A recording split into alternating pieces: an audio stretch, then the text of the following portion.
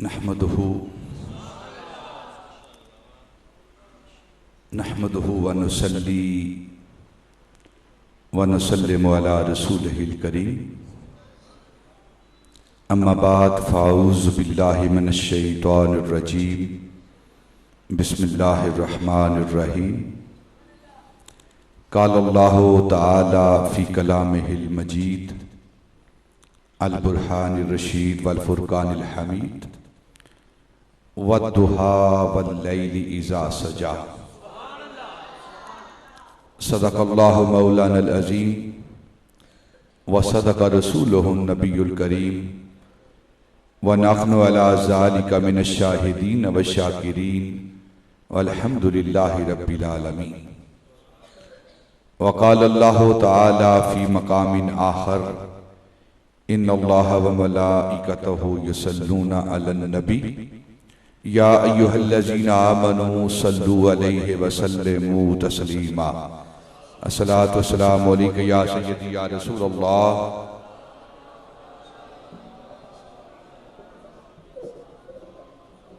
सब साथी मिलकर बुलंद आवाज से दुरूद पाक पढ़ें।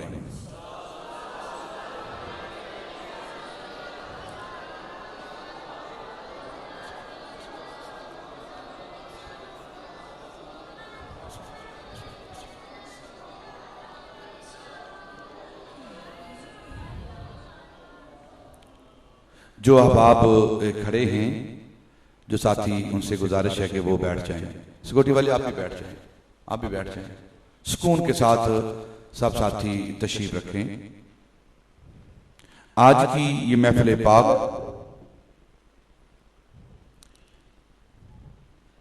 खलीफा अव्वल बिला फस्ल अफजलुल बशर बादल अंबिया यारे गारे मुस्तफ़ा वफादार मुस्तफ़ा जान नशीन मुस्तफ़ा सैयदना व मौलाना सैयदना अबू बकर सिद्दीक रज़ी अल्लाह ताला अन्हु की बारगाहे सिहाबियत, बारगाहे सिदाकत, बारगाहे रिफाकत और बारगाहे मोहब्बत में हदियाए अकीदत, हदियाए मोहब्बत पेश करने के लिए आलमी इदारा तंजीमुल इस्लाम हल्का तलवंडी खजूरवाली की तरफ से साथियों ने एहतमाम किया है। मैं उन तमाम अहबाब को, उन तमाम साथियों को हदियाए मुबारकबाद पेश करता हूं और खुसूस बिलखुसूस मेरे इंतहाई मोहतरम हजरत अल्लामा मौलाना हाफिज मोहम्मद नईम मुजद्दिदी दामद बरकातुहुल आलिया और इनके जुमला रुफाका और साथियों को मुबारकबाद पेश करता हूं। अल्लाह रब्बुल इज्जत आप सबको दीन दुनिया की नेमतें और बरकतें अता फरमाए। ये प्रोग्राम मगरिब से लेकर इशा तक है और इंशाअल्लाह मगरिब से लेकर इशा तक ही होगा।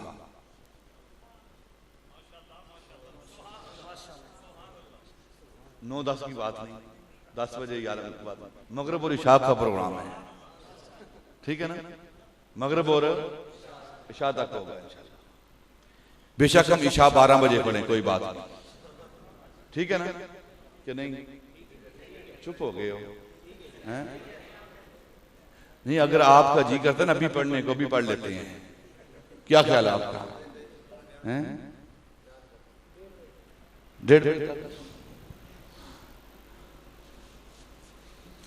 बिल्कुल मुख्तसर वक्त में चंद बातें अर्ज करके इंशाअल्लाह हम नमाज इशा बाजमात अदा करेंगे इंशाअल्लाह। कुरान मजीद बुरहान रशीद से सूरह अद्दुहा की 2 आयात मैंने आपके सामने तलावत की हैं।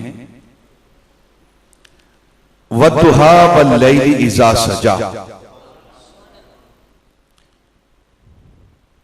इसको बंद रहने दे, ठीक है भाई बेटा, ऊपर वाली लाइट बंद रहने दो, ठीक है, कोई बात नहीं।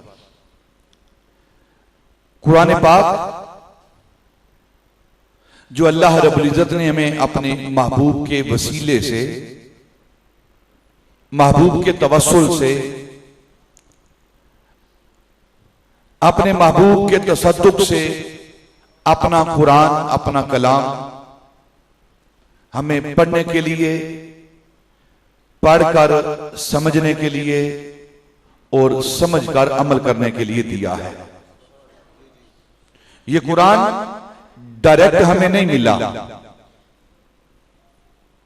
ये कुरान डायरेक्ट हमें नहीं मिला, ये कुरान महबूब के वसीले से मिला, महबूब के वसीले से मिला है, डायरेक्ट नहीं मिला। जब उसका कलाम डायरेक्ट हमें नहीं मिलता,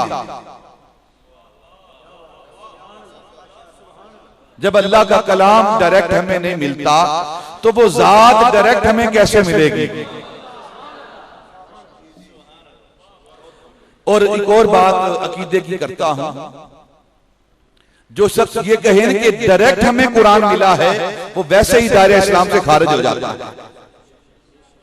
क्योंकि दर हकीकत वो दावाए रिसालत कर रहा है, दावाए नबुव्वत कर रहा है, और नबी पाक सल्लल्लाहु अलैहि वसल्लम के बाद अगर कोई दावाए नबुव्वत और रिसालत करे तो दायरे इस्लाम से खारिज हो जाता है। ये कुरान अल्लाह रब्बुल इज्जत ने हमें दिया है, लेकिन डायरेक्ट हमें नहीं दिया, पहले अपने महबूब को दिया। महबूब ये कुरान तुम्हें देता हूं, आपको देता हूं, आप आगे अपनी उम्मत को दीजिए। क्यों उम्मत को दीजिए? ताकि आपकी उम्मत इस कुरान को पढ़े, इस कुरान को पढ़े, इस कुरान पर कसमें ना उठाए। हमने क्या किया है? हमने इस कुरान को कसमें उठाने के लिए, जब भी कोई काम करते हैं, बुरा काम करते हैं, झूठ बोलते हैं, कोई चोरी डकैती करते हैं, और फिर इस कुरान पर कसमें उठाते हैं। हक ने छेड़ा था ये नगमा ए उम्मुल किताब, और हमने नाज़िल कर लिया है फिरका बंदी का अजाब। हक ने छांटा था हमें दुनिया की शाही के लिए, और हमने पेहम करवटें बदली तबाही के लिए। ये कुरान अल्लाह रब्बुल इज्जत ने हमें समझने के लिए, पढ़ने के लिए, पढ़कर समझकर उस पर अमल करने के लिए दिया है। और हमारा ये ईमान है, हमारा ये अकीदा है कि कुरान का कोई लफ्ज, कोई हरफ, कोई जबर, कोई जेर, कोई पेश, कोई मद, कोई शद, ये बेमानी, लायानी, फालतू और ज्यादा नहीं है। ठीक है ना ये बात? कोई चीज फालतू नहीं है। हर लफ्ज उसका माना है, हर हरफ उसका माना है, हर पेश, जबर, जेर उसका माना है। और जिस तरह कुरान के हरफ को एक माना दिया जाता है, हर लफ्ज को माना दिया जाता है, जिस तरह कुरान पाक के अल्फाज, हुरूफ बेमानी और लायानी नहीं है, इसी तरह कुरान पाक की आयात की तरतीब, कुरान पाक की आयात की तरतीब, यह भी बेमानी और लायानी नहीं है। यानी कि पहले एक आयत है, फिर दूसरी आयत है, फिर तीसरी आयत है, फिर चौथी। ये तरतीब जो है ना आयात की, ये भी अपने अंदर रब्त और मानी रखते हैं। इसी तरह जिस तरह आयात की तरतीब माना देती है, इसी तरह सूरतों की तरतीब ये भी माना देती है। बात समझ आ रही कि नहीं आ रही? मुश्किल बात तो नहीं कर रहा मैं कि मुश्किल कर रहा हूं। समझ आ रही है? हाथ खड़ा करें ना जिनको नहीं आ रही। आ रही है, सबको आ रही है माशाल्लाह। जिस तरह आयात की तरतीब बामानी है ना, उसके मानी है, इसी तरह सूरतों की तरतीब जो है ना, 114 सूरतें हैं कुरान पाक की, और जो उनकी तरतीब है, पहले सूरह बकरा है, उसके बाद फिर सूरह आले इमरान, उसके बाद सूरह निसा, फिर चलते चलते फिर आखिर में मुअव्वज़तैन, आखिरी दो कुल।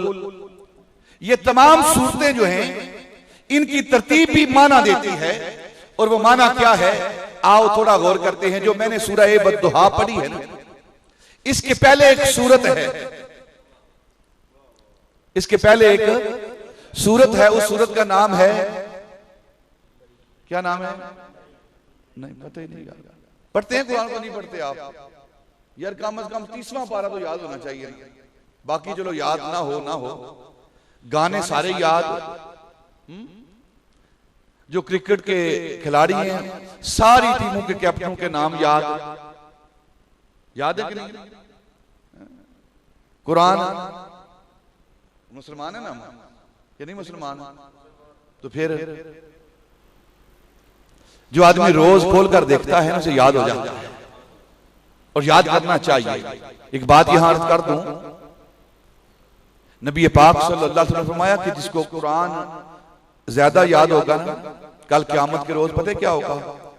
अल्लाह फरमाएगा कुरान के हाफिज को, कुरान को याद करने वाले को, तू घोड़े पर सवार हो जा, और घोड़ा भी वहां का सवार हो जा, और घोड़े को दौड़ा, कुरान पढ़ता जा। जहां तक तू कुरान पढ़ता जाएगा तेरा घोड़ा दौड़ता जाएगा, उतनी जन्नत तेरी है। ये हदीस पाक। तो क्या ख्याल है? यहां हम कोशिश करते हैं कि हमारा घर जो है कम से कम 1 कनाल में हो, 2 कनाल में हो, 5 कनाल में हो, 10 कनाल में हो, और वहां जन्नत भी ठीक है ना, बड़ी चाहिए ना। तो कुरान याद करेंगे तो फिर इंशाल्लाह जन्नत भी बड़ी होगी। और फिर कोई फिक्र की बात नहीं है। कुछ हमारे साथी सोचते होंगे हम बूढ़े हो गए हैं, ज़ईफ हो गए हैं, बड़ी उम्र हो गई है, तो अब कुरान याद करेंगे। हाँ, जिस वक्त मर्जी याद करें, जिस वक्त मर्जी पढ़ें, कुरान को पढ़ना चाहिए, कुरान को पढ़ना चाहिए। मेरे आका ताजदार मदीना सल्लल्लाहु अलैहि वसल्लम ने इरशाद फरमाया कि जब इंसान कुरान पढ़ने का इरादा करता है, कुरान सीखने का इरादा करता है, और कुरान सीखते सीखते, पढ़ते पढ़ते, उसकी तालीम हासिल करते करते फरिश्ता अजल, मौत का फरिश्ता आ जाता है, और वो शख्स मौत की आगोश में चला जाता है, लेकिन उसने अभी कुरान खत्म नहीं किया। कुरान अभी उसने खत्म नहीं किया, अभी कुरान पढ़ रहा है, अभी पहला सूरा उसने शुरू किया है और उसको मौत ने आ लिया है। तो मेरे आका ताजदार मदीना सल्लल्लाहु अलैहि वसल्लम फरमाते हैं कि जब तक उसका कुरान खत्म नहीं होगा तब तक उससे हिसाब नहीं लिया जाएगा।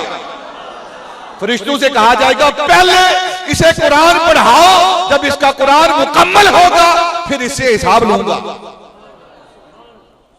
तो फिर पढ़ना चाहिए ना, उम्र की कोई कैद नहीं, अब भी पढ़ना चाहिए। जितनी मर्जी उम्र होगी शुरू कर दें, पता नहीं कल मौत आ जाए, परसों आ जाए, और फिर जितना अरसा पढ़ते रहेंगे इतनी देर हिसाब किताब। ये दिसे पाक है, पढ़ना चाहिए। तो सूरह बद्दुहा से पहले एक सूरत है, उस सूरत का नाम है सूरह वल्लैल, सूरह वल्लैल। हजरत इमाम मुहम्मद बिन मुहम्मद अबू मंसूर मातुरीदी, ये कौन है? ये हमारे इल्मुल अकायद के इमाम हैं। जो अकीदे हैं ना हमारे, उनके इमाम हैं। हम इनकी तालीमात को फॉलो करते हैं। तावीलात अहले सुन्ना के अंदर आपने लिखा है कि जो सूरह वल्लैल है, ये सैयदना अबू बकर सिद्दीक रज़ी अल्लाह ताला अन्हु की शान में नाज़िल हुई है। इसमें सूरह वल्लैल में सैयदना अबू बकर रज़ियल्लाहु ताला अन्हु की शानों का जिक्र हुआ है। कौन सी शानों का जिक्र हुआ है? अगर इसकी आयात का मुताला करें तो सैयदना अबू बकर रज़ियल्लाहु ताला अन्हु जो माल इस्लाम के लिए, मुसलमानों के लिए, और वो सहाबा जो गरीब हैं और किसी की गुलामी में हैं, लेकिन नबी पाक का कलमा पढ़ते हैं और गुलामी कुफार की में है और उन पर कुफार जुल्म सितम कर रहे हैं, और सैयदना अबू बकर जो अपना माल उन पर खर्च करते हैं, अल्लाह रब्बुल इज्जत उस माल के खर्च करने पर सैयदना अबू बकर की तारीफ फरमा रहे हैं। ये सूरह वल-लैल जो है इसके अंदर सैयदना अबू बकर सिद्दीक रज़ी अल्लाह ताला अन्हु का तज़किरा है, आपकी शानों का जिक्र है कि जब हजरत बलाल हबशी रज़ी अल्लाह ताला अन्हु ने कलमा पढ़ा, उमय्या बिन खल्फ के गुलाम हैं और वो बड़ा जुल्म करता है बलाल हबशी पर, और जुल्म इसलिए कर रहा है कि इन्होंने नबी पाक सल्लल्लाहु अलैहि वसल्लम का कलमा पढ़ा है। तो जब सैयदना अबू बकर सिद्दीक ने देखा ना कि मेरा भाई है, मुसलमान भाई है, हबशी है लेकिन मेरा भाई है, क्योंकि नबी पाक का कलमा पढ़ा है और उस पर जुल्म हो रहा है, कुफार उस पर जुल्म कर रहे हैं, तो एक दिन आपसे बर्दाश्त ना हुआ, सैयदना अबू बकर से बर्दाश्त ना हुआ, आप अपने घर गए, अपनी जेब को भरा और उमय्या बिन खल्फ के पास चले गए। देखा कि अबू बकर सिद्दीक रज़ी अल्लाह ताला अन्हु ने कि उमय्या बिन खल्फ बलाल हबशी को जमीन पर लिटाकर आपके जिस्म पर एक भारी सिल पत्थर रखा हुआ है और कांटेदार झाड़ी से आपको मार रहा है और खींच रहा है झाड़ी को। सैयदना अबू बकर से बर्दाश्त न हुआ, आपने फरमाया उमय्या बिन खल्फ ये तेरा गुलाम है, तू इसको बेचना चाहता है? उमय्या बिन खल्फ ने मजाहन कहा हाँ बेचना चाहता हूं, क्योंकि इसकी कीमत ही कोई नहीं है ना, गुलाम हो और वो भी किसी और की तरफ चला जाए, नौकर हो और अपने मालिक का वफादार ना हो तो उसे कोई भी अपने पास नहीं रखता। तो उसने कहा हाँ बेचना चाहता हूं। आपने पूछा कितने में बेचेगा? उसने मजाक के तौर पर मजाक उसने कहा 1000 दीनार में, हालांकि कीमत वो 1 दीनार है। उसने कहा 1000 दीनार में। सैयदना अबू बकर सिद्दीक ने 1000 दीनार निकाला और उसे दिया, दे दिया। वो हैरान परेशान, मैंने तो मजाक किया था अबू बकर से, ये तो 1 दीनार का नहीं और मैंने मजाक इससे 1000 दीनार मांगा है और अबू बकर ने दे दिया है। वो कहने लगा उमय्या बिन खल्फ, अबू बकर ये तो 1 दीनार का नहीं, मैंने तुमसे मजाक किया है। फरमाने लगे तुझे क्या पता इसकी कीमत क्या है? तुझे क्या पता अबू बकर की कीमत क्या है, बलाल हबशी की कीमत क्या है? तुझे नहीं पता। तू अगर आज अबू बकर से अबू बकर की सारी दौलत मांगता तो बलाल के बदले में अबू बकर सारी दौलत दे देता।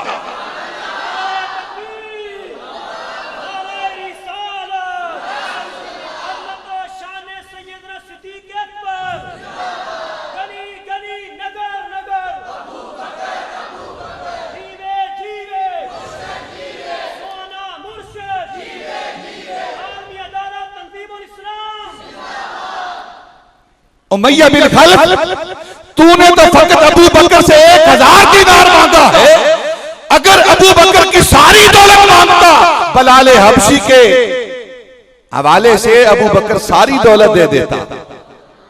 तो जब ये माल खर्च किया ना, अल्लाह रब्बुल इज्जत को अबू बकर की ये अदा बड़ी पसंद आई। ये सूरत जो सूरह वल-लैल है, इसमें सैयदना अबू बकर रज़ी अल्लाह ताला उनकी शान बयान हो रही है। और जो आखिरी आयात है सूरत की, सूरह वल-लैल की आखिरी आयात जो हैं, इसमें सैयदना इस सूरत की आखिरी आयात में सैयदना अबू बकर रज़ी अल्लाह ताला अन्हु की शानों का, इज्जतों का, मर्तबों का, मुकामों का इख्तिताम हो रहा है। मैंने जो बात की है ना कि हर सूरत जो है उनका आपस में रब्त है और वो माना देती है। आले सुन्नत का जो अकीदा है इन दो सूरतों के रब से बयान करने लगा। तो जिस सूरह वल-लैल की हम तलावत कर रहे हैं, इसमें सैयदना अबू बकर सिद्दीक रज़ी अल्लाह तआला अन्हु की शानों का इख्तिताम हो रहा है। इसकी आखिरी आयत में सैयदना अबू बकर की शानों का जिक्र इख्तिताम को पहुंच रहा है। और इससे अगली सूरत जो है सूरह बद्दुहा, उससे नबी पाक सल्लल्लाहु अलैहि वसल्लम की शानों का आगाज हो रहा है। समझाई बात की नहीं आई? सूरह वल-लैल में इसकी आखिरी आयत में सैयदना अबू बकर की शानों का जिक्र खत्म हो रहा है और सूरह बद्दुहा में नबी पाक सल्लल्लाहु अलैहि वसल्लम की शानों का आगाज हो रहा है।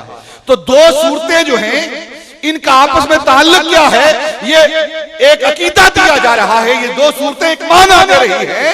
वो माना क्या है कि अबू बकर के बाद, सिद्दीक के बाद, मुकाम सिद्दीकियत के बाद जो मकाम शुरू होता है, जहां मुकाम सिद्दीकियत खत्म होता है, उसके बाद ऊपर के मुकाम पर जो मुकाम शुरू होता है वो मुकाम नबूवत है। मुकाम नबूवत है, जहां सिद्दीकियत की शानें खत्म होती हैं ना, जहां जिस मुकाम पर जाकर मुकाम सिद्दीकियत खत्म होता है, वहां से मुकाम नबूवत शुरू होता है। वहां से मुकाम नबूवत शुरू होता है। और उम्मत में, खल्क में, अंबिया के बाद सबसे बड़ा मर्तबा सिद्दीकियत का है। सबसे बड़ा मर्तबा सारी मखलूक में अंबिया के बाद सबसे बड़ा मर्तबा सिद्दीकियत का है। और जिस मुकाम पर सिद्दीकियत का मुकाम खत्म होता है, वहां से नबूवत का आगाज होता है। और जहां नबूवत का आगाज होता है, फिर नबूवत का इख्तिताम कहां होता है? और हमारा यह अकीदा है कि सिद्दीकियत के बाद जहां मुकाम सिद्दीकियत खत्म होता है, वहां से मुकाम नबूवत शुरू होता है। और ये अहले सुन्नत का अकीदा है कि अंबिया के बाद उम्मत में, और सिर्फ उम्मत में नहीं, कुछ लोगों का ख्याल है कि सिर्फ सहाबा के अंदर सैयदना अबू बकर सिद्दीक अफजल हैं, और फिर उसके बाद ख्याल है कि इस उम्मत के अंदर ना, सैयदना अबू बकर सिद्दीक रज़ी अल्लाह तआला अन्हु सिर्फ नक्शबंदियों के पीर नहीं, सैयदना अबू बकर सिद्दीक सिर्फ नक्शबंदियों के पीर नहीं, बल्कि सैयदना अबू बकर सिद्दीक कादरी, चिश्ती, सोहरवर्दी, जुनैदी, तैफूरी, नूरी, हुजूरी सबके पीर हैं। सबके पीर हैं, न सिर्फ इन सलासल के, बल्कि सैयदना अबू बकर सिद्दीक सारी उम्मत के पीर हैं। सारी उम्मत के पीर हैं। ना सिर्फ सारी उम्मत के इमाम हैं, सारी उम्मत के इमाम हैं, बल्कि सारी उम्मतों के इमाम हैं। सारी उम्मतों के इमाम हैं। सिर्फ इस उम्मत मोहम्मदिया के इमाम नहीं। उलमा ने, मुहद्दिसीन ने लिखा है कि जब मैदान हशर लगेगा ना, तो उसके अंदर मुख्तलिफ रवायात हैं। किसी ने 10 सतरें गिनी हैं और किसी ने 100 सतरें गिनी हैं कि जब मैदान हशर लगेगा ना, क़यामत के दिन हशर का मैदान लगेगा, तो कतारें बनेगी, सतरें बनेगी, सफ़े बनेगी, और उसमें 100 सफ़े होंगी। और उलमा ने, मुहद्दिसीन ने, मुफस्सिरीन ने तकसीम की है कि पहली 3, अगर 10 हैं तो पहली 3, और अगर 100 हैं तो पहली 30 सफ़े अंबिया के होंगे, नबी होंगे। पहली 30 सफ़ों में अंबिया होंगे, नबी होंगे, रसूल होंगे, और उन 30 सफ़ों के इमाम इमामुल अंबिया ताजदार मदीना होंगे। इमामुल अंबिया ताजदार मदीना सल्लल्लाहु, हमारे आका मौला उनके इमाम होंगे, इसलिए हम उन्हें इमामुल अंबिया कहते हैं। एक इमामत अंबिया की आपने मस्जिद अक्सा के अंदर, इसलिए वो इमामुल अंबिया है। और दूसरी इमामत मैदान हशर में, वो अंबिया की इमामत करवाएंगे, उनके इमाम बनेंगे, ताजदार मदीना, इसलिए वो इमामुल अंबिया है। और फिर जब ये 3 सफ़े खत्म होंगी तो उसके बाद एक और मुसल्ला इमामत होगा, उससे पीछे 70 सफ़े होंगी और वो 70 सफ़े तमाम उम्मती आदम अलैहिस्सलाम से लेकर ईसा अलैहिस्सलाम और ईसा अलैहिस्सलाम से लेकर इस उम्मत जो क़यामत तक ये उम्मत आएगी, इसकी सारी सफ़े उसके पीछे होंगी। और ये सारी सफ़े आदम अलैहिस्सलाम से लेकर इस उम्मत तक जो बनेगी वो 70 सफ़े होंगी। और इन 70 सफ़ों के आगे जो मुसल्ला इमामत होगा उस पर अबू बकर खड़ा होगा, उस पर अबू बकर खड़ा होगा। तो गोया सैयदना सिद्दीक़ अकबर रज़ी अल्लाह ताला अन्हु अफ़ज़लुल बशर बादुल अंबिया, अंबिया के बाद सारी कायनात के अंदर अगर किसी का मर्तबा है तो वो सैयदना अबू बकर सिद्दीक़ रज़ी अल्लाह ताला अन्हु का मर्तबा है। आप खलीफाए अव्वल बिला फस्ल हैं, खलीफाए अव्वल बिला फस्ल हैं, यानी बगैर फसल के, बगैर जुदाई के, बगैर किसी पर्दे के, बगैर किसी हिजाब के, बगैर किसी दीवार के नबी पाक सल्लल्लाहु अलैहि वसल्लम के जो जानशीन और खलीफा अव्वल हैं वो सैयदना अबू बकर सिद्दीक़ रज़ी अल्लाह ताला।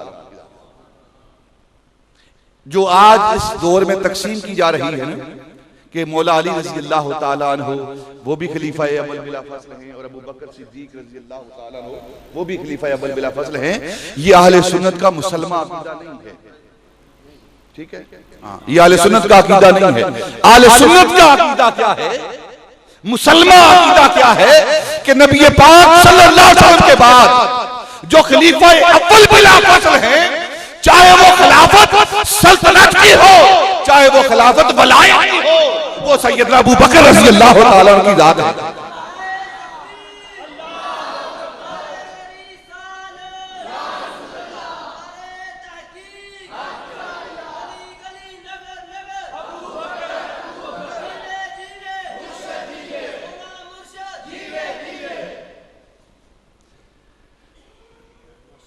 अमूरे कहते हैं जी, जो तकसीम हो रही है ना आजकल, वो तकसीम ये हो रही है कि हजरत अबू बकर सिद्दीक अमूरे सल्तनत में और हजरत मौला अली रज़ी अल्लाह ताला अन्हु अमूरे वलायत में,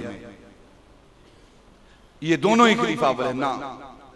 अगर हजरत मौला अली रज़ी अल्लाह ताला अन्हु को नबी पाक ने वलायत का पहला इमाम बनाया है, पहला खलीफा बनाया है, तो नबी पाक सल्लल्लाहु अलैहि वसल्लम सैयदना अबू बकर रज़ी अल्लाह ताला अन्हु को कभी भी ये हुक्म ना देते मरू अबा बकर फल युसल्ले बिन्नास, कभी हुक्म ना देते। अगर मौला अली रज़ी अल्लाह, देखे ना, कहते जी मौला अली रज़ी अल्लाह ताला अन्हु अमूरे वलायत में खलीफा अव्वल बिला फस्ल हैं और नबी पाक सल्लल्लाहु अलैहि वसल्लम ने सवाए अबू बकर के, सवाए अबू बकर के किसी के पीछे नमाज नहीं पढ़ी, किसी के पीछे नमाज नहीं पढ़ी। और एक नमाज नहीं, 2 नमाजें नहीं, 3 नमाजें नहीं, 4, 5, 6 नमाजें नहीं, 17 नमाजें नबी पाक ने अबू बकर के पीछे अदा की है। अगर अमूरे सल्तनत का खलीफा बनाना था तो कुर्सी देते, अबू बकर तुझे कुर्सी दे रहा हूं, तू अमूरे सल्तनत में, तू मेरा खलीफा है, तुझे कुर्सी देता हूं, और अली ये मेरा अमूरे वलायत में खलीफा है, इसे मुसल्ला देता हूं, लेकिन मुसल्ला अबू बकर को दिया जा रहा है। मुसल्ला अमूरे वलायत या अमूरे सल्तनत से नहीं है, अमूरे वलायत से मुसल्ला, और कुर्सी अमूरे सल्तनत से है। अगर सल्तनत अबू बकर को दी जाती तो मुसल्ला ना दिया जाता। नबी पाक मुसल्ला देकर इस बात की तरफ इशारा कर रहे हैं, चाहे अमूरे सल्तनत हो और चाहे अमूरे वलायत हो, मेरे पास मेरा खलीफा अव्वल वो अबू बकर है, वो खलीफा अव्वल बिला फस्ल वो अबू बकर है, चाहे अमूरे वलायत हो और चाहे अमूरे सल्तनत हो। ये बात समझ आ रही है? नहीं आ रही? आ रही नहीं आ रही? आ नहीं रही वैसे, क्योंकि पता नहीं ना इसकी बैकग्राउंड क्या है। मैं सिर्फ बात समझा रहा हूं, अकीदा समझा रहा हूं। आप खलीफा अव्वल बिला फस्ल हैं और आप पहले मोमिन हैं, पहले मोमिन है सैयदना अबू बकर सिद्दीक रज़ी अल्लाह ताला अन्हु। जब सूरज निकलता है ना, कभी देखा है सूरज निकलते हैं? अल्लाह आप सबको सुबह दिखाए, सूरज निकलता हुआ दिखाए। जब सूरज निकलता है ना, तो सूरज जब बाहर आता है, निकलता है, तो उसकी सबसे पहली किरण किस पर पड़ती है? किस पर पड़ती है? जो सबसे बुलंद इमारत होती है ना, जो सबसे ऊंची बुलंद इमारत होती है, बुलंद मुकाम पर जो पहाड़ होता है, जो बुलंदी वाला पहाड़ होता है, सबसे पहली किरण उस पर पड़ती है। ठीक है ये बात कि नहीं? देख लें, तजर्बा करके किसी बड़े पहाड़ पर चढ़कर देखेंगे, जो नीचे पहाड़ है, नीचे जो लोग हैं, उन पर सूरज की किरणें बाद में पड़ेंगी, सूरज का नूर उन पर बाद में पड़ेगा, जो बुलंद मुकाम पर है उस पर पहले पड़ेगा। जब मक्के के अंदर आफताबे नबुव्वत तुलू हुआ, आफताबे नबुव्वत तुलू हुआ, जब महताबे नबुव्वत रिसालत तुलू हुआ, तो उसूल ये है कि जब महताब तुलू होता है, बुलंद मुकाम पर उसकी पहली किरण पड़ती है। मक्के के अंदर जब नबी पाक की नबुव्वत का आफताब तुलू हुआ, तो सबसे पहले जिस पर उस नबुव्वत की किरण पड़ी है, वो बुलंद मुकाम वाला अबू बकर है, बुलंद मुकाम वाला अबू बकर है।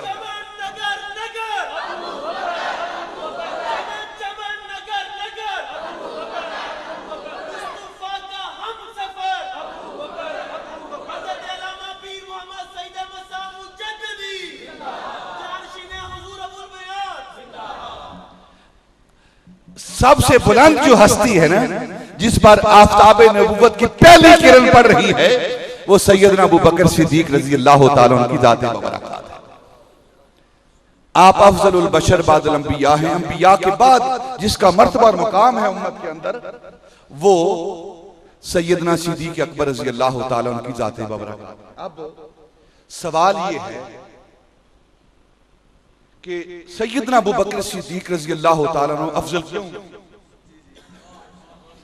आप सोचेंगे, सवाल करेंगे कि क्या वजह है, उनको ये मर्तबा और मुकाम क्यों मिला है, उसका सबब क्या है? आपके दिल में ख्याल होगा कि जियारत मुस्तफा की वजह से, नबी पाक सल्लल्लाहु अलैहि वसल्लम की जियारत करने के लिए वो दूसरे सहाबा भी करते हैं, उनको भी जियारत हुई है, नबी पाक उन्होंने भी चेहरा मुस्तफा देखा है। क्या अबू बकर ज्यादा नमाजें पढ़ते थे इसलिए उनको मर्तबा बुलंद मिला है? क्या ज्यादा रोजे रखते थे? क्या कि और काम ज्यादा करते थे? ना, खुद सहाबा ने नबी पाक सल्लल्लाहु अलैहि वसल्लम से सवाल किया, या रसूलल्लाह हम भी नमाज पढ़ते हैं, आपके पीछे पढ़ते हैं, हम भी आपके हुक्म की अताअत करते हैं, हम भी रोजे रखते हैं, हम भी नमाजें पढ़ते हैं, हम भी शरीयत के मुताबिक अमल करते हैं, हम भी अल्लाह रब्बुल इज्जत की तौहीद पर ईमान रखते हैं, आपकी रिसालत और नबुव्वत पर ईमान रखते हैं, लेकिन अबू बकर सबसे आला है, सबसे अफजल है, सबसे बुलंद मर्तबे वाला है, इसका मामला क्या है? तो मेरे आका ताजदार मदीना सल्लल्लाहु अलैहि वसल्लम फरमाया, लोगों मेरे सहाबा, अबू बकर नमाज रोजे हज की वजह से तुमसे अफजल नहीं, माफी कल्बे ही। अबू बकर जो बुलंद है, जो कायनात के अंदर सबसे अफजल है, जो अंबिया के बाद सबसे बड़ा मर्तबा रखने वाला है, इसका मुकाम नमाज रोजे हज की वजह से नहीं, माफी कल्बे ही, इसके सीने के अंदर जो मेरी मोहब्बत है, इस वजह से अबू बकर को बुलंद मुकाम हासिल है। तो इंसान को जो बुलंदी मिलती है, वो सीने के अंदर जो मुस्तफा की मोहब्बत होती है, उस वजह से मिलती है। लेकिन क्या दूसरे सहाबा कम मोहब्बत रखते थे? नबी पाक से कम मोहब्बत रखते थे? थोड़ी मोहब्बत थी उनकी। सैयदना फारूक आज़म की थोड़ी मोहब्बत थी, सैयदना उस्मान गनी की थोड़ी मोहब्बत थी, मौला अली की थोड़ी मोहब्बत थी, लेकिन जो मोहब्बत अबू बकर की थी ना, उस मोहब्बत पर कोई नहीं पहुंच सका। सीरत की अहदीस की किताबों में आता है सैयदना अबू बकर की हालत क्या है कि जब नबी पाक सल्लल्लाहु अलैहि वसल्लम ऐलान नबूवत फरमाते हैं तो सबसे पहले अबू बकर जाकर, या रसूलल्लाह मैं तो पहले ही ईमान रखता था लेकिन आज इजहार कर रहा हूं। जिस तरह आप पहले ही नबी थे और आज आप इजहार कर रहे हैं नबूवत का, इसी तरह अबू बकर पहले ही आपको नबी मानता था लेकिन इजहार आज कर रहा है, आज कर रहा है। या रसूलल्लाह मैं आपको नबी तो पहले ही मानता था, मुझे पता था जो आपकी हालात, क्योंकि सफर साथ किए थे। सैयदना अबू बकर रज़ी अल्लाह ताला ने शाम का सफर किया है और दूसरे लोगों ने बताया है कि जब नबी पाक अभी ऐलान नबूवत ने किया, शाम का सफर कर रहे तजारत का, जहां धूप आती थी नबी पाक पर पड़ती, एक बादल का साया आता और आपके ऊपर चलने लगता। अगर रास्ते में आराम करते, दरख्त सूखा हुआ होता, आप दरख्त के नीचे बैठते, वो हरा भरा हो जाता।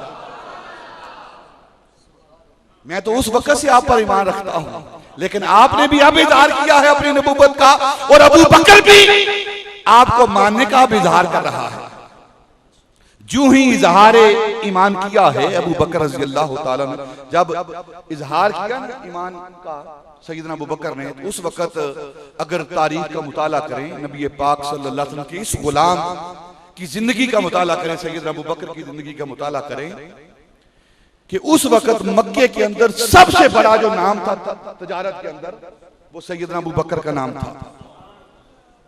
जो सबसे मालदार हस्ती थी ना तजारत के अंदर, जिसका नाम चलता था, वो सैयदना अबू बकर की जात थी। और सैयदना अबू बकर रज़ी अल्लाह ताला ने सब कुछ अपने आका मौला पर कुर्बान कर दिया। हत्ता कि जब आपका वसाल का वक्त आया तो सैयदना अबू बकर सिद्दीक रज़ी अल्लाह ताला अन्हु के पास सवाए तन के कपड़ों के, सवाए तन के, जो तन पर कपड़े पहने हुए, दो चादरें थी सिर्फ, एक तहमत के तौर पर और एक ऊपर रखने के तौर पर, बस दो चादरें थी। इसके अलावा अबू बकर के पास कुछ नहीं था।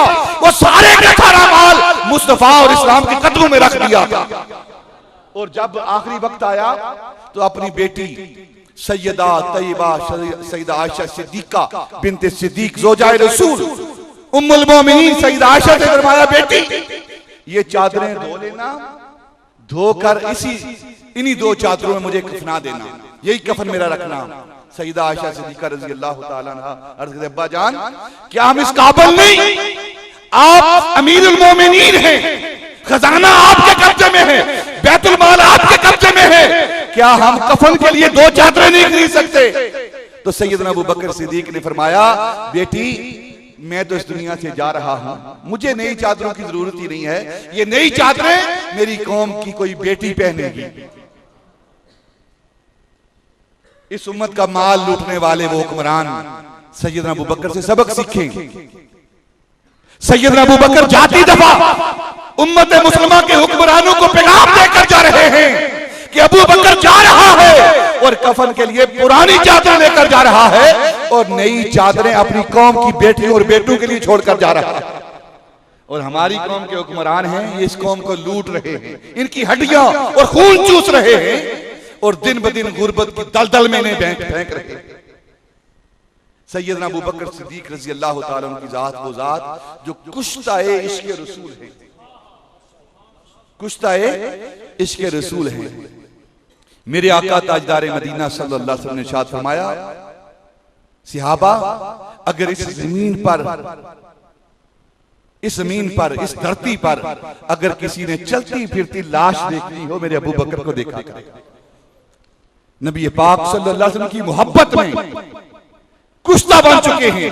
एक मर्तबा हदीस पाक में आता है, नबी पाक सल्लल्लाहु अलैहि वसल्लम मस्जिद नबवी के अंदर तशरीफ फरमा है और सहाबा साथ बैठे हुए हैं, तो नबी पाक सल्लल्लाहु अलैहि वसल्लम लंबी लंबी सांसें लेने लगे। क्या करने लगे? लंबी लंबी सांसें लेने लगे और फरमाने लगे, मुझे कुछ जलने की बू आ रही है, कोई चमड़ा जल रहा है, कोई चमड़ा। आजकल टायर जलते हैं ना, रोजाना टायर जल रहे हैं, सड़कों पर जल रहे हैं ना, हड़तालें होती हैं ना, टायर जल रहे हैं। उन टायरों के जलने की बू आती है ना, क्योंकि वो चमड़ा होता है, वो भी प्लास्टिक होता है, रबड़ होता है, तो रबड़ के जलने की बू आती है। तो नबी पाक सल्लल्लाहु अलैहि वसल्लम, यहाँ एक और आपकी सांसों की बात करता चलूं, नबी पाक तशरीफ फरमा है मदीनातुल मुनव्वरा में और आप यमन की तरफ मुंह करके ना अपना गिरेबान खोल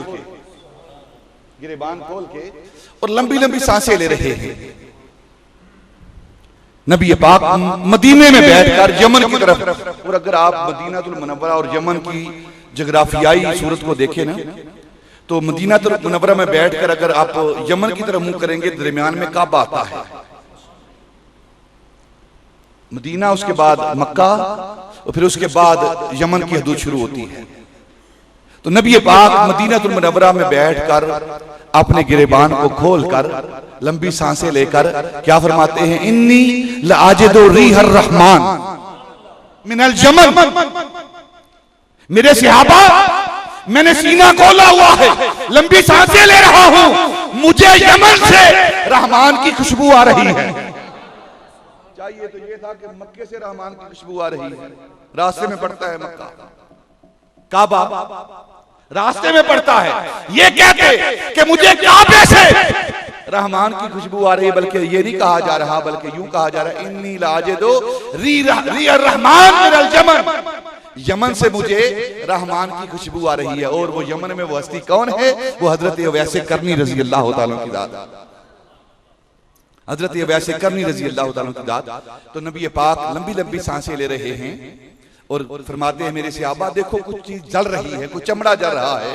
सहाबा उठकर देखते हैं तो कोई चीज नहीं जल रही है। अर्ज करते हैं, या रसूलुल्लाह कोई चीज नहीं जल रही, हमने देखा है।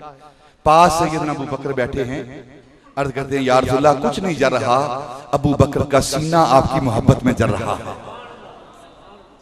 वो सैयदना अबू बकर सिद्दीक रज़ी अल्लाह तआला अन्हु की जात हैं जो हर वक्त कुश्ता इश्क के रसूल हैं। और अगर आप मुताला करें मस्जिद नबी का, सहाबा के घरों का मुताला करें, पुरानी तारीख को खोलें आप, तो जहां हुजरा-ए आयशा है, जहां नबी पाक सल्लल्लाहु अलैहि वसल्लम का क़याम है, आप आज का रोज़ा-ए अतहर है, बिल्कुल इसके सामने खोखाए अबू बकर आज भी मौजूद है। अबू बकर सिद्दीक रज़ी अल्लाह तआला का घर मुबारक बिल्कुल सामने। उस वक्त दौरे नबवी में जहां नबी पाक का हुजरा था, बिल्कुल सामने सैयदना अबू बकर सिद्दीक रज़ी अल्लाह तआला का घर था, दरमियान में मस्जिद थी और सामने सैयदना अबू बकर का घर था। जब नबी पाक सल्लल्लाहु अलैहि वसल्लम सारे सहाबा को इजाजत देते, सहाबा अपने अपने घरों में चले जाओ, आराम करो, और खुद अपने घर में चले जाते, सारे सहाबा कोई जिस जिस मुकाम पर रहता था वहां चले जाते। अबू बकर सिद्दीक अपने घर में आते, दाखिल होते और दाखिल होकर दीवार पर आकर बैठ जाते। टांगे गली की तरफ नीचे हैं, दीवार के ऊपर बैठे हुए हैं और टिकटिकी लगाकर नबी पाक सल्लल्लाहु अलैहि वसल्लम के हुजरे के दरवाजे की तरफ देख रहे हैं। यानी चैन नहीं आ रहा, इजाजत मिल गई है, घर में जाओ, काम काज करो। सारे सहाबा अपने अपने काम में मगन हैं, लेकिन अबू बकर इंतजार मुस्तफा में है, इंतजार मुस्तफा में है, बैठे हुए हैं। और जब नबी पाक सल्लल्लाहु अलैहि वसल्लम आपका पर्दा हिलता, आप दरवाजे से बाहर आते, अबू बकर छलांग लगाते और नबी पाक की बारगाह में हाजिर हो जाते। और फिर नबी पाक ने फरमाया, मस्जिद नबी बनी तो आपने फरमाया, सारे वो सहाबा जिनके दरवाजे मस्जिद नबी की तरफ खुलते हैं, सबके दरवाजे बंद कर दो, सवाए अबू बकर के दरवाजे के। अबू बकर का दरवाजा खुला रहे, वो मस्जिद के अंदर आता जाता रहे। वो सैयदना अबू बकर सिद्दीक रज़ी अल्लाह तआला अन्हु की जात, जिसने सारा माल सब कुछ अपने आका मौला की जात पर कुर्बान कर दिया। तबूक, गज़वाए तबूक, जो मदीनातुल मुनव्वरा, जिसे जैशुल उसरा कहते हैं, जैशुल उसरा कहते हैं, तंग दस्ती का जंग। उस वक्त जब तबूक का वाक़या होने वाला है, गज़वा होने वाला है, तो मुसलमान इससे पहले कई गज़वात में शामिल हो चुके हैं, शुहदा शहादत हासिल कर चुके हैं। बार बार जंग करने की वजह से, गज़वा करने की वजह से मुसलमान माली लिहाज से काफी कमजोर हैं। मेरे आका ताजदार मदीना सल्लल्लाहु अलैहि वसल्लम ने मस्जिद नबी के अंदर बैठकर ऐलान किया, हमने गज़वाए तबूक की तरफ जाना है, जैशुल उसरा की तरफ जाना है, अपना अपना हिस्सा डालो। सहाबा अपने अपने हिस्से डाल रहे हैं, सैयदना उस्मान गनी अपना हिस्सा डाल रहे हैं, मौला अली अपना हिस्सा डाल रहे हैं, सैयदना उमर फारूक अपना हिस्सा डाल रहे हैं। तो उन दिनों जब जैश नुसरा है, गज़वा तबूक है, सैयदना उमर फारूक फरमाते हैं उस वक्त मेरी हालत बहुत अच्छी थी, माली लिहाज से बहुत अच्छी मेरी हालत थी। तो मैंने अपने दिल के अंदर इरादा किया आज मैं अबू बकर से बाजी ले जाऊंगा। हर बार अबू बकर बाजी लेता है, आज मैं बाजी ले जाऊंगा। आप उठे, सैयदना फारूक के आजम अपने घर गए और घर का आधा सामान जिहाद के लिए, गज़वे के लिए लेकर आए और नबी पाक सल्लल्लाहु अलैहि वसल्लम की बारगाह में पेश किया।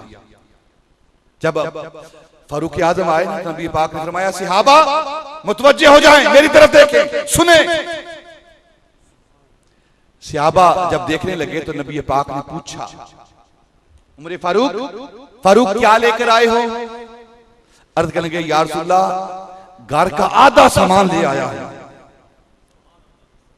गोया बड़ा फख्र हो रहा है, और फख्र की बात है, कौन लाता है आधा सामान? हम तो एक पाई देते हैं दीन पर, और वो भी बददिली से देते हैं, और वो सहाबा हैं सब कुछ कुर्बान कर रहे हैं। मेरे आका ताजदार मदीना ने फरमाया उमर क्या लेकर आए हो घर से आज जिहाद के लिए? तो फरमाने लगे, अर्ज करने लगे या रसूलल्लाह घर का आधा सामान ले आया हूं, आधा घर छोड़ आया हूं घर वालों के लिए। इतनी देर में सैयदना सिद्दीक़ अकबर, वो इश्क व मोहब्बत का पैकर, सर पर बक्सा रखा हुआ है, टाट का लिबास पहना हुआ है, बबोल के दरख्त के कांटे लगे हुए हैं, और वो चलते हुए आ रहे हैं। मेरे आका ताजदार मदीना सल्लल्लाहु अलैहि वसल्लम फरमाते हैं अबू बकर आगे आओ, आगे आओ। और फिर सवाल करते हैं अबू बकर क्या लेकर आए हो, क्या लेकर आए हो? मां अब कई ताले अलैकुम, और मेरे लिए क्या लेकर आए हो, और घर वालों के लिए क्या छोड़कर आए हो? सैयदना उमर फारूक रजी अल्लाह ताला पूरे कान लगाकर सुन रहे हैं कि आज अबू बकर मुझसे बढ़ नहीं सकता, क्योंकि मैं आधा सामान लेकर आया हूं। तो सैयदना अबू बकर रजी अल्लाह ताला ने अर्ज की या रसूलल्लाह अब कई तोले अहली अल्लाह व रसूलुहु, जो कुछ मेरे पास अबू बकर के पास जमा पूंजी है वो सब कुछ आपके लिए ले आया है, और घर में क्या छोड़ कर आया है? अल्लाह और अल्लाह का रसूल छोड़ कर आया है। अल्लाह और अल्लाह का, ये सैयदना अबू बकर रज़ी अल्लाह ताला के लफ्ज़ हैं। अब कई तो ले अहली अल्लाह व रसूलुहु, अपने घर वालों के लिए अल्लाह और अल्लाह का रसूल छोड़ कर आया है। सैयदना अबू बकर बात सारा सामान ले आया। उन्हीं की यहाँ बात अकीदे की बयान कर देता हूं। सैयदना अबू बकर के जुमले से, जब सैयदना अबू बकर ये जुमला कह रहे हैं कि मैं अल्लाह और अल्लाह के रसूल को घर में छोड़कर आया हूं, आप बताइए उस वक्त रसूलुल्लाह कहां थे?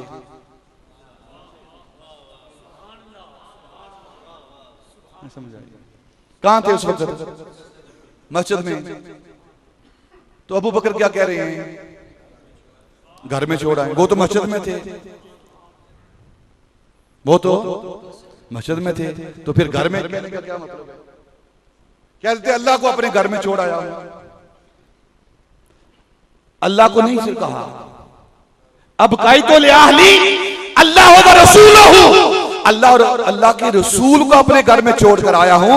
गोया अबू बकर का ये अकीदा है कि मुस्तफा मदीना की मस्जिद में भी होता है और मोहम्मद के घर में भी होता है।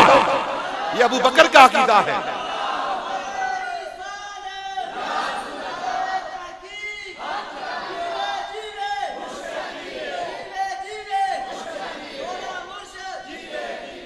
गोया वो हाजिर और नाज़िर रसूल, ये हाजिर और नाज़िर का अकीदा ये अबू बकर का अकीदा है। अबू बकर का अकीदा है। मस्जिद नबी में हुजूर बैठे हुए हैं, लेकिन अबू बकर कह रहे हैं या रसूलुल्लाह घर में अल्लाह और अल्लाह का रसूल छोड़कर आया है।